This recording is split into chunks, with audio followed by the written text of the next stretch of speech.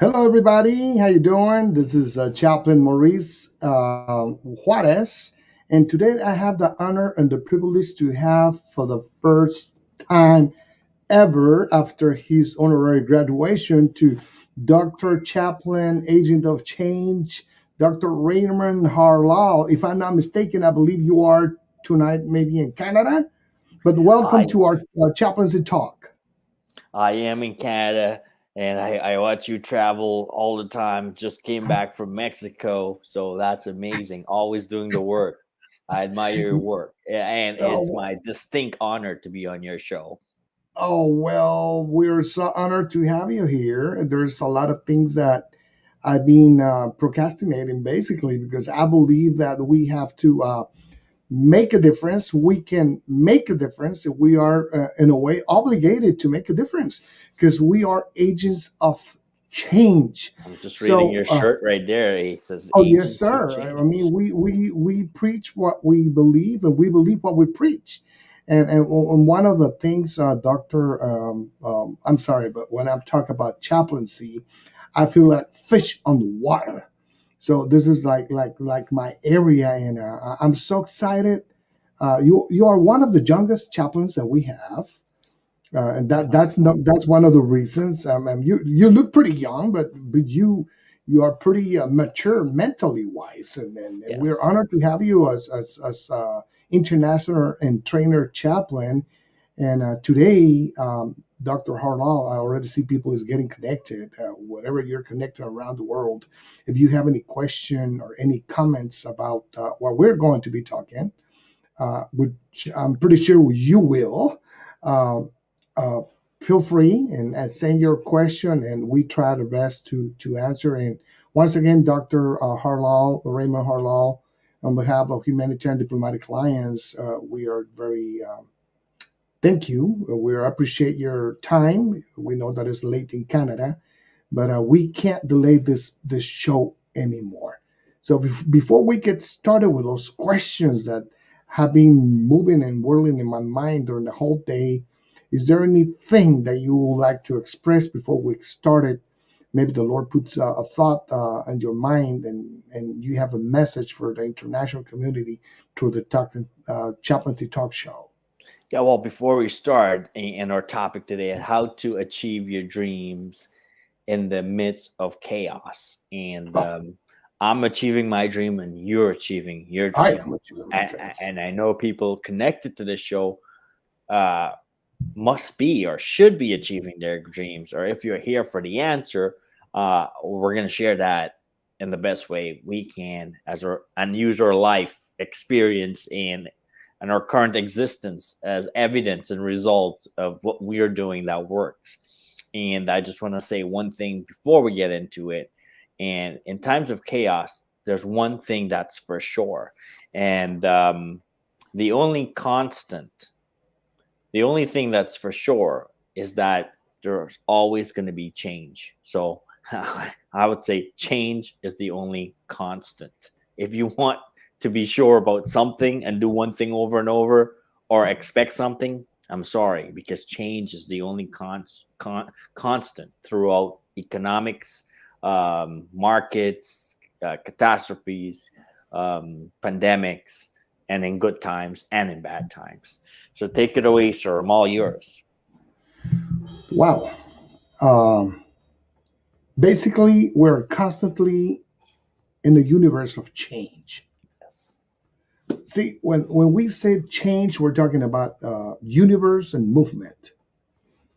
And the reason I invite you over for this specific theme tonight, how to achieve your dreams in the midst of chaos,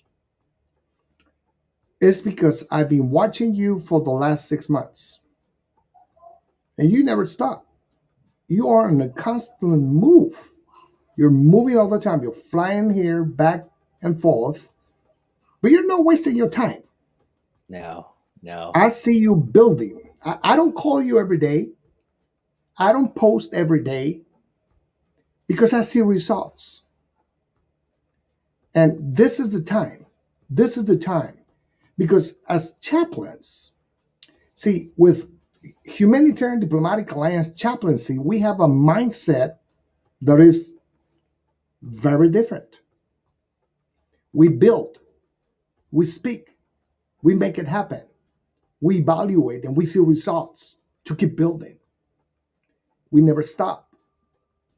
So, first of all, how to achieve your dreams in the midst of chaos. I see you buying property, I see you building buildings, I see you, and I said, I don't know how he does that. And the reason I'm bringing this to the table, Dr. Yes. Chaplain Raymond, is because my heart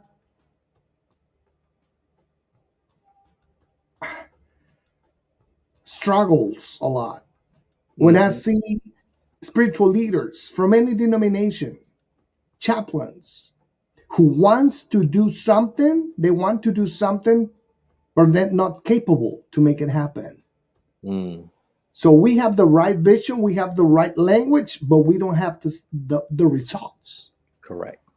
So what is missing here in the equation? Yes. Give us Yes. some education, give us Yes. some training. I know you have a lot to say, so I'm going to stop Yes. now Okay. and please elaborate.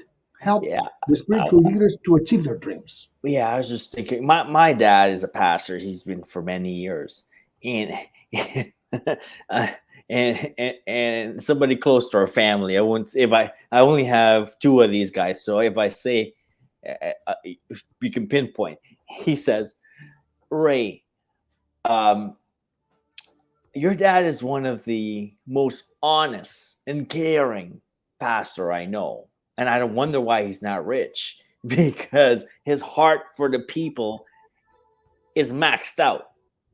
It's maxed out at 100.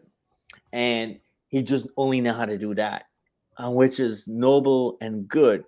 But also, there is the element of taking care of your basic necessity of life: food, clothing, shelter for yourself, your family, the people in your church, and helping them to actually have more for themselves. Can I ask a question? I'm sorry. So basically, what I heard is that there's a lot of spiritual leaders that give their lives to the community, serve the Lord, and they forget about themselves. Yeah. Is that what you said? Yes. Yes. So And basically, and it might and it's by choice too, because you can get so deep in the Bible and say uh, man shall not live by bread but a word of God. But come I on. eat bread every day. Yeah, yeah. You have So to eat. correct. So you can get carried away with certain scriptures and go overboard, but we have to be real. Spirituality has to be in the box of spirituality. Um, Finance has to be under the box of finance. Personal, family, and as chaplain, if you're in charge of a church, or if you're the head pastor, you have to be able to take care of the church finance, your finance, and also have probably overflow finance for charity work for your community. And it shouldn't be one, or it shouldn't be all mixed up. It should be separated. I heard you said overflow, but I'm going to be honest with you. I know hundreds, if not thousands of people that don't have overflow. They have the basics. See, I see you as an entrepreneur, as a businessman. You're a writer. You're an investor. You have different type of businesses. So well, I'm pretty sure this show is not going to be long enough to train us, I'm but here. just to give us a glimpse. I mean, I have, like I mentioned at the beginning, my heart is suffering for those who are not able to achieve their dreams in the midst of chaos. I'm going to tell you my secret. I don't mind sharing my secret. Go ahead. My secret is I know there's a chaos, but I don't let myself fall into the chaos Yes. because I am too busy working on my assignment Correct. that I don't have time to Co- stop. Correct. So that's my secret. Same with me. I could care less about what's going on around the world. Well, Mhm. it matters because I came into Toronto yesterday and the Oh, line and the prerequisites to get in and this and that was crazy, more than I'm used to traveling the US. The US is open for business. If you're in America, be thankful. oh And wow. our numbers are going up right now in Mhm. the US and I think around the world. But as you travel, you have to be able to expect whatever it is because you're in somebody else's country. If they have these restrictions and these things that you have to follow, you have to do it. But it won't stop you, probably slow you down. But there's always benefits. Okay, if you can't travel, let's say you have to quarantine, what can you do for that 2 weeks? They tell you to Mm. quarantine. Maybe you could get a book written in 2 weeks. Maybe you can call up all of your contacts and message everybody on Facebook in that 2 weeks. Wow. Most people, when they say you're quarantined for 2 weeks, they go into crisis and they cause a bigger chaos than what's going on.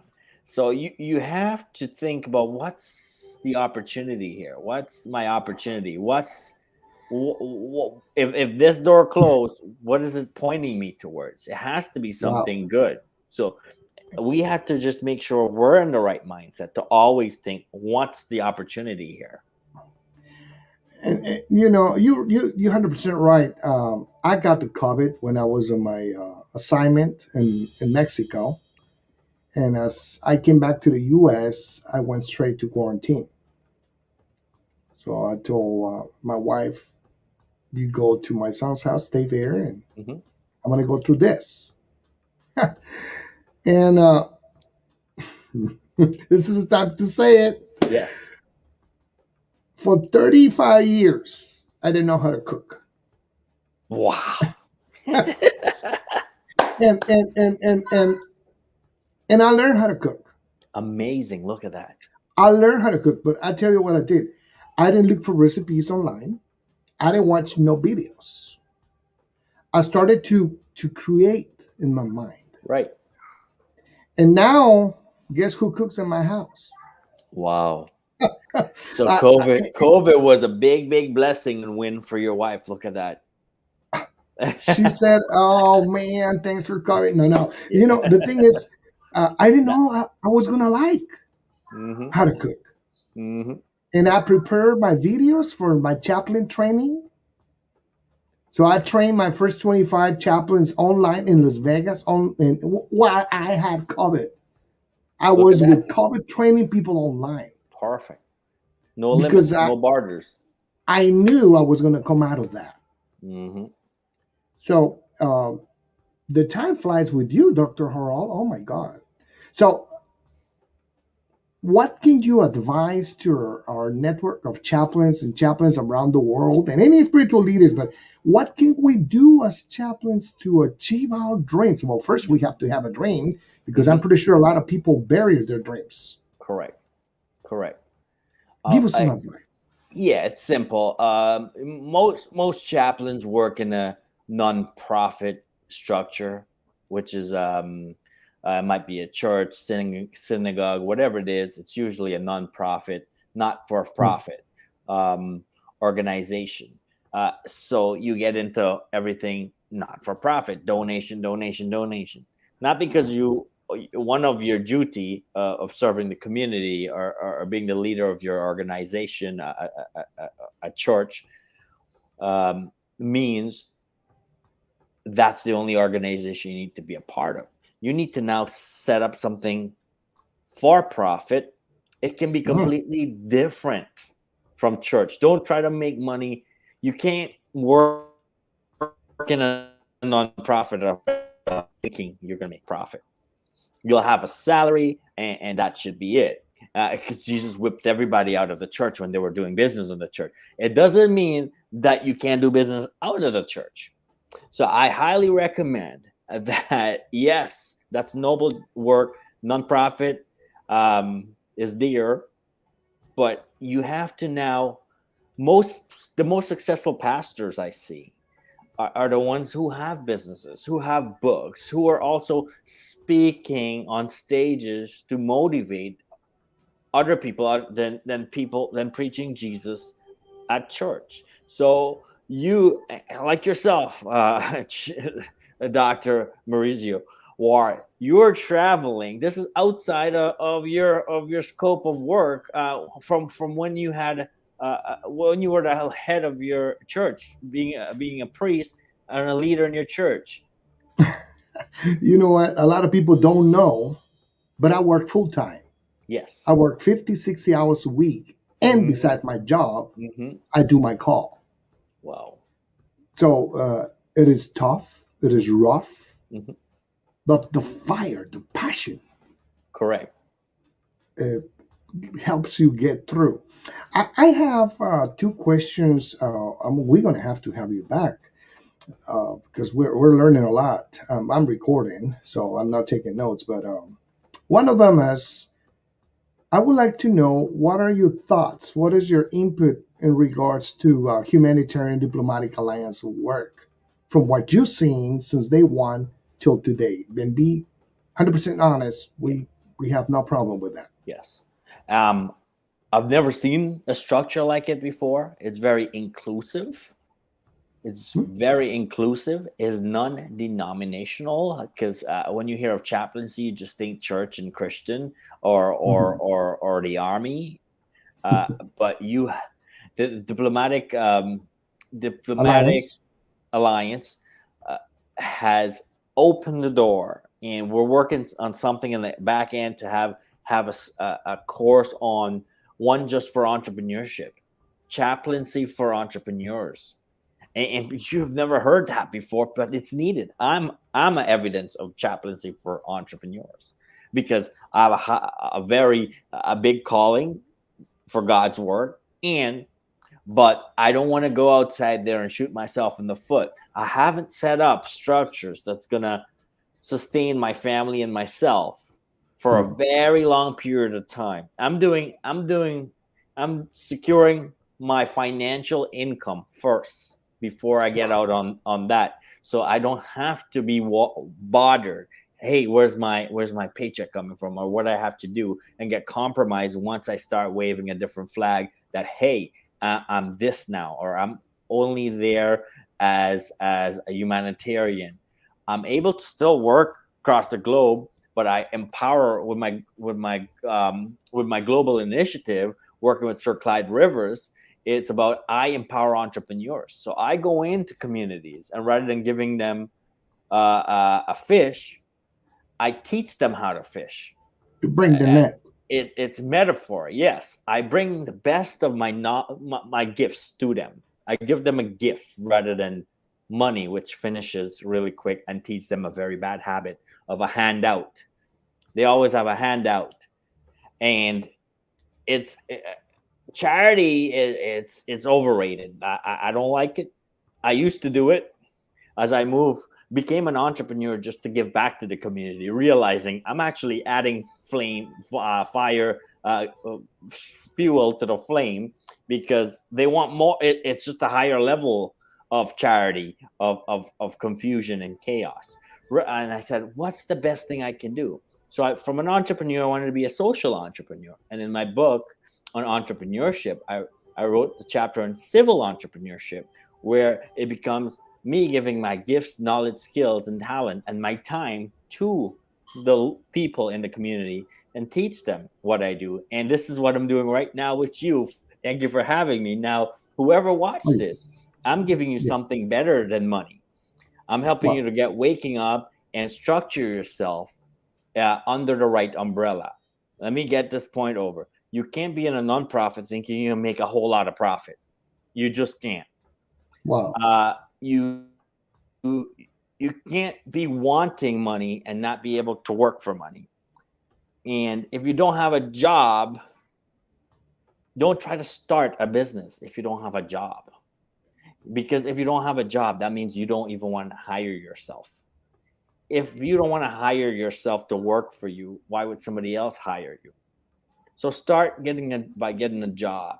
Do well with that. Start doing your passion project on your side, because somebody you have to provide for your food, clothing, and shelter. That's not going to happen on its own. You can become homeless, and we're having a massive crisis, and a lot of people are going homeless.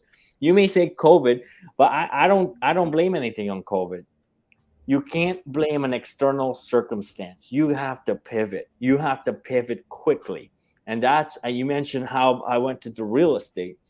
As I realized it's the only thing that's going to hold up in a time of crisis. I got land, rental properties, and we're developing new property because what's happening? The U.S. government just passed a budget. Everything affects you. When you look at budget, hey, 1.3 trillion, it's happy time. Yeah, it also means if you have a lot of cash in the bank, it's going to work less. When you see gold price go up, that means your cash in the bank is devaluing. Deflation. You have deflation of the money and inflation of cost of living. Do you understand what's happening? There's two things happening. Deflation of the dollar, your money Mhm. to spend is going becoming less and less, and inflation on cost of everything. So it's two things are going, which means your money is coming less powerful all the time. However, what goes up? Real estate, asset, asset, asset. Why? When you buy a piece of real estate at say 99, in the 90%, I don't have the stats on this, of property owned out there, 90% is owned by the banks because you have to have a bank as a partner. Most people don't buy a house cash. You have a mortgage. Most property has a mortgage. The bank is your partner. So you have to collaborate. You have to collaborate. The banks is who you have to collaborate with, and they're set up not to lose money. Usually, we had a bad time before, but as cash get printed, as the government spend more, the value of money becomes less. An asset that cannot be reproduced, cannot be printed. You have to actually build a house to have a house. The land, Mhm. you can't really build any. We're having less and less because of population growth. And people, the wealthy people, I start following the wealthy people. What are they doing? They're buying real estate as assets because there's so many tax benefits, not loopholes. The government, the system wants you to purchase real estate and to rent it to other people.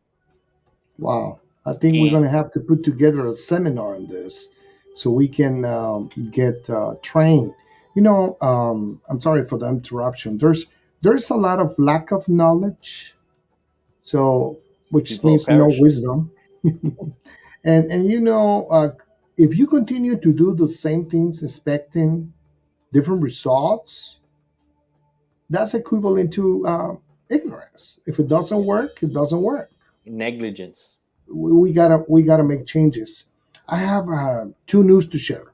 Amazing. One of them is that this Saturday it will be the parade celebration of the 200 years of the Guatemalan independence.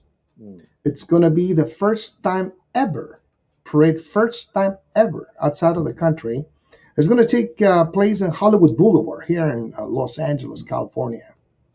And Humanitarian Diplomatic Alliance has been invited to be all the way on the front and to lead the parade. Amazing. So I was giving that great opportunity, some of the things that I can tell right now.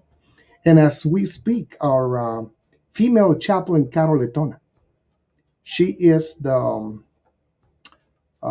human rights trainer for our organization.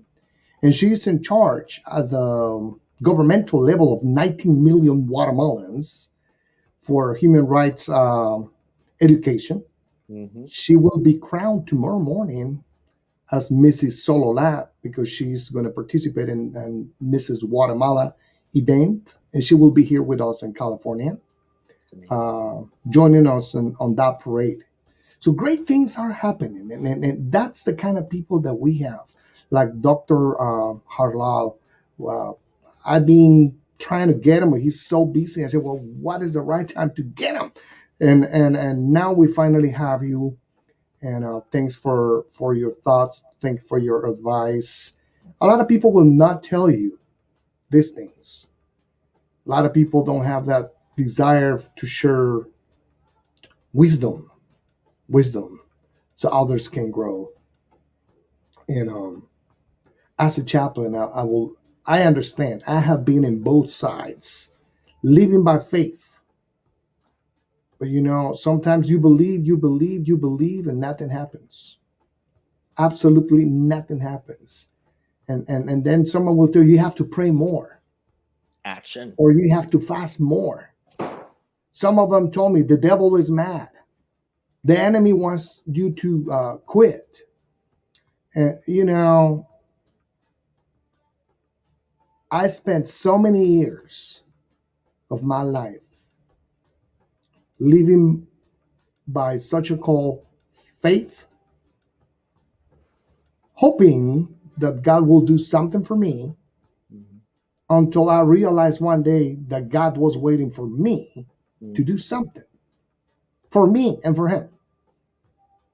So I have to cross that line. And that happened when I joined Dr. Rivers 12 years ago. Mhm. And I started to gather with this ICN community, which we both are part. But I seen you at the UN. I seen you with international level guest speakers, inspirational speakers, not motivators. The ones you hang in, the ones that you hang with, are not motivators. Those are inspirators. Two Yes. different things. Correct. Because for motivation comes with the word motor, you need fuel. But inspiration comes from the inside. Hmm. That's why the word of God is inspired by God. It's not motivated by God. Inspired. So, you have any final words that we can share? We have 3 more minutes, Yeah. The Chaplain. final word. Yes, sir. 3 minutes for you. If you're a veteran in the U.S. and you need I help, am. Hmm. there's amazing. If you didn't think you were treated right after and giving a great pension, stop it. There's a VA loan for you, which is your jackpot ticket as it comes to real estate.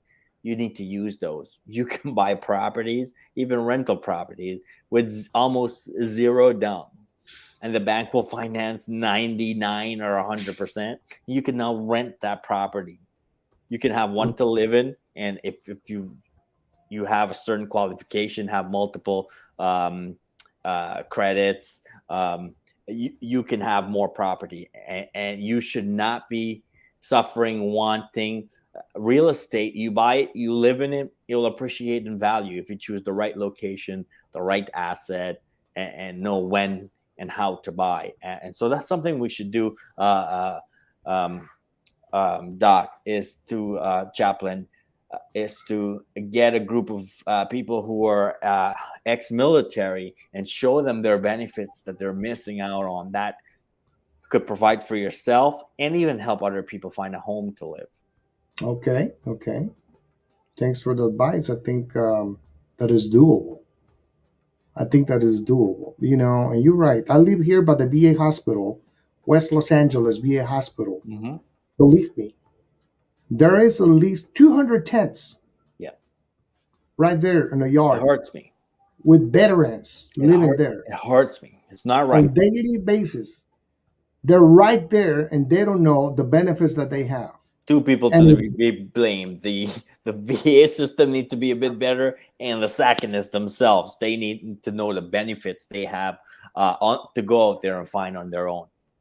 and I believe these are my final words, Dr. Harlal. I believe that sometimes we have the benefits; they're available, Hmm.